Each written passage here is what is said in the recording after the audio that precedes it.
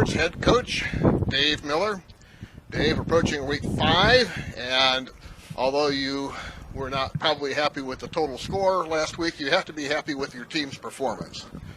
Well, yes and no. I mean, we were in a position to win the game, so we did enough things right against a good opponent again to be there at the end.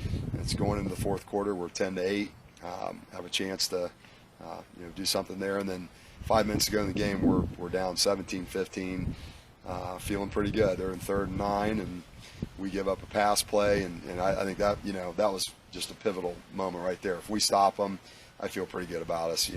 We were really starting to click on offense, and they end up going down scoring, get the extra point, and go up by 9.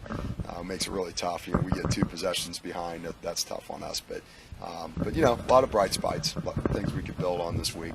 All right. In the Trotwood-Madison game, you were able to diversify the running game. Quarterback Malik Hillen ran for 86 yards and seems to be more comfortable each week running the offense. So talk about the strides he's making. Well, he's done a good job. You start with that first game against Alter, which, sophomore in that kind of environment, he really kind of learned a lot about himself, and each week he's learning more, and he's getting more comfortable. I think you said the key word there. It's becoming more repetitious for him, and the game, I think we talked the other day in practice and said it's starting to slow down a little bit, and then he agreed. We're still not there, but each week we've added a little more to what he has to do, and he's responded pretty well. So. You also got Keon Wright more involved in the offense as he went for 94 yards. What changed in practice last week to make this happen? Well, it's our offense. I mean, first of all, we moved him there a week ago. He's getting more comfortable. Again, 3 sophomores. We've got him, Tank, and Malik. But with Chris Thompson being our senior and playing halfback, but he's it's the nature of our offense. Okay, so this week you try to take away the fullback. Well, your quarterback and your halfback should have a good game. In theory, because we do run the triple. So but Keon did a nice job. He's gotten better too, and each week he continues to improve. And so if we can put it all together. We could have a heck of a team. So, the first pass completion of the season was a beautifully orchestrated 27-yarder from Hillen to Garrett Baker. What was the key to that execution? Well, they weren't covering him. So, in our offense, sometimes you have things like that that'll open up, and we kind of saw it a few plays earlier, and I think I may have jumped the gun on it a little bit. I left him a little too much time at the end of the half, but it was there, and we had to take it. So they did a nice job executing. The line did a nice job blocking, and Malik threw a nice ball, and Garrett was wide open. So you got to catch it and go score when that happens. So and we did. All right, and the defense was bent, but it didn't break last week with the longest play allowed of only 34 yards. Your feeling about its performance? Well, again, in spurts, we did some good things, and we had a back leading the conference that came in, and he only had 60 yards. So we did a nice job mostly stopping the run game. They got some key plays on us though, and then the pass plays. I mean, we get in 3rd down sometimes, and it's becoming a problem. We have to do a better job at. We get them in 3rd and long. We got to get them off the field.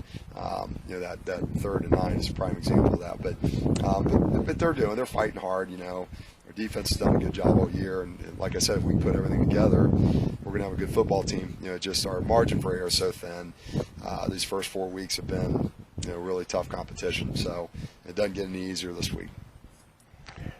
What was the intent to key on talented freshman rusher Hudson Davis, who you held to 60 yards? Well, there's no key. It's just, we knew he was good, and they do a good job blocking, but just try to take away, the things that they do. There's really, they ran a couple different backs in there, and they diversified. Speaking of diversification, their offense was a lot of different people, a lot of different moving parts. So they had some basic plays they were running, different sets, and we had to focus on those. It wasn't one person.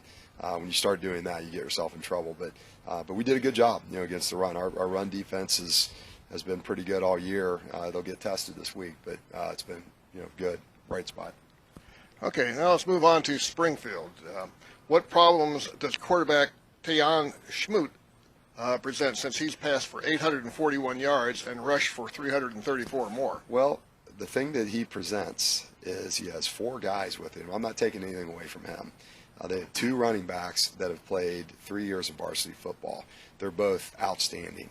Their line is probably as good as we've seen them on film. So you start giving those guys the ball, and you start sucking up on the run, which you have to do to stop them. Things start to open up downfield. They have 2 receivers that are outstanding. They're as good as we're going to see all year. So he has a lot of weapons, to choose from, and he's good. For a sophomore to be able to be in that situation and have that kind of cast around you certainly makes you better. But he's a good quarterback. So he does a good job with the offense. They're very potent.